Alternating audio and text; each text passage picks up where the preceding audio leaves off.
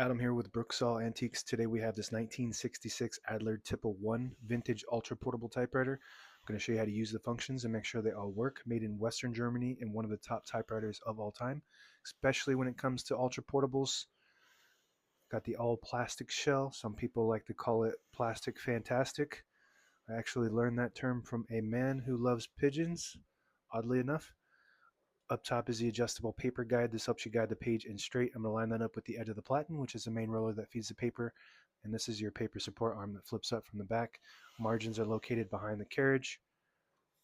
You can just move them like that. That's your right margin. This is your left margin. I'm just going to keep that left margin on the edge.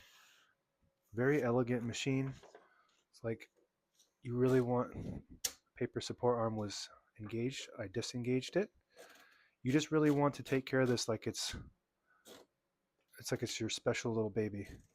So as you can see, I fed it a little crooked. So I'm going to engage that paper release again and then just straighten it out like that. Flip it back and now we have a perfectly straight page so that way you can keep everything all straight. All right. By the way, Adler has some of the smoothest carriages.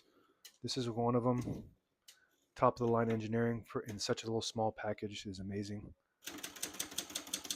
By the way, this has unique typeface, so stick around and check that out. I don't know if you could see it from here, but I'll do a zoom in once I'm done.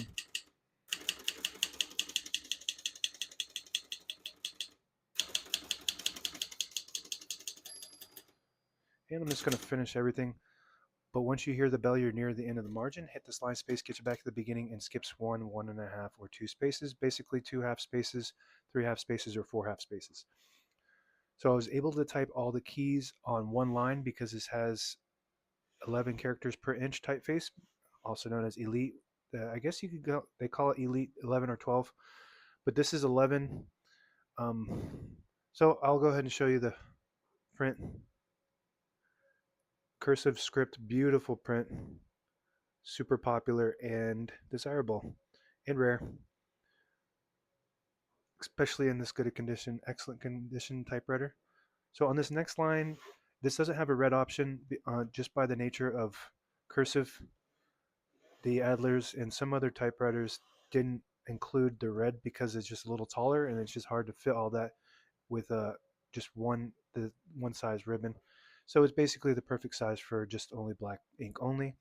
Typically when you go, I had a Hermes 3000 that was 13 characters per inch and it had the red and black. I don't know if that has anything. I'm just speaking from experience.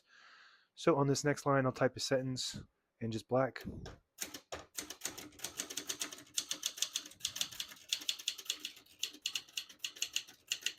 So smooth.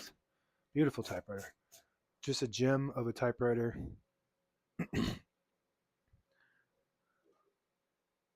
The print looks really, really good. And that's why Adler is one of the top of all time.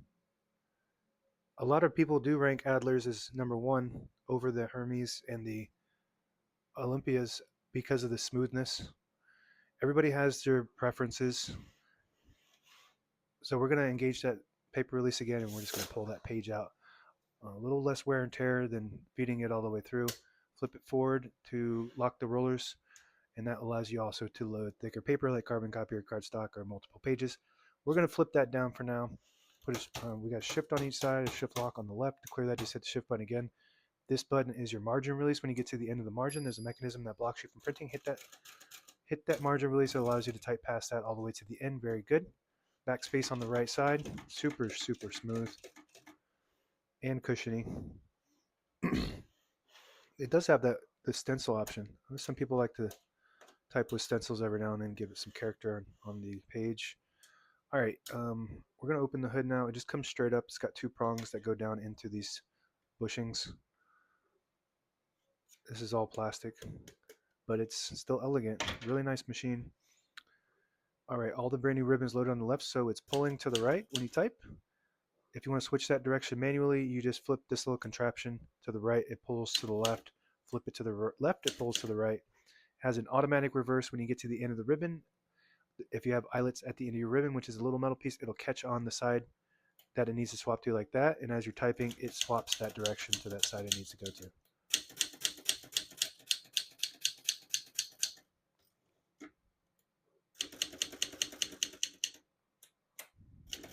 There we go. See?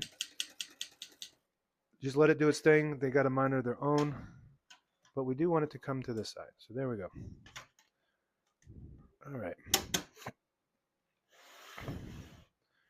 Carriage release on the right side.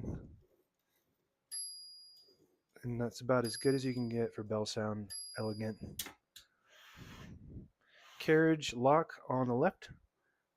Flip it down or towards the front and move the carriage to the middle. It locks the carriage in the middle, so when you have it in the case, this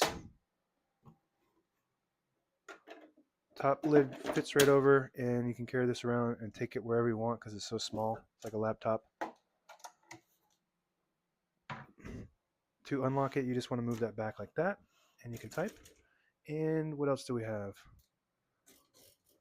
A line space retainer, so you disengage that by pushing that lever back behind the left knob. So when you turn the knob, you can get to an exact spot on the page. You flip it forward, you get the clicks. Each one of those clicks is a half space. Excellent condition, now available on eBay or Etsy. Search Brooksaw Antiques.